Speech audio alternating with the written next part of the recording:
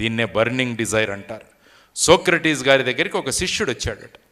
శిష్యుడు వచ్చి, నాకు విద్య నేర్పించండి, మీలాగా ఒక గొప్ప వ్యక్తినిగా తయారు చేయమంటే సోక్రటీస్ ఆ వ్యక్తిని సముద్రం దగ్గరికి తీసుకెళ్ళి సముద్రంలో ముంచేశాడు.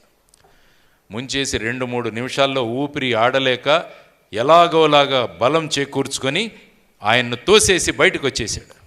సోక్రటీస్ అన్నాడు, నీలో జీవించాలి అన్న కోరిక నిన్ను బయటికి వచ్చేలాగా చేసింది, కాబట్టి అంతటి బర్నింగ్ డిజైర్ కనుక నీలో ఉంటే నువ్వు ఏమనుకుంటే అది సాధించగలవు అని చెప్పి సోక్రటీస్ చెప్తాడు. కాబట్టి నేను మొదట ఏ సారాంశం గురించి ఈరోజు వచ్చానంటే, అందరూ చేస్తుంటారు కానీ కొంతమంది వ్యక్తులే విశిష్టమైన స్థానాలకు ఎందుకు వెళ్ళగలుగుతారంటే వాళ్ళు నిర్ణయించుకున్న లక్ష్యం, ఆ లక్ష్యం దిశగా వాళ్ళ ప్రయాణం చేసి వాళ్ళలో గనక ఈ బర్నింగ్ డిజైర్ గనక ఉండగలిగితే వాళ్ళు దేన్నైనా సాధించగలరు.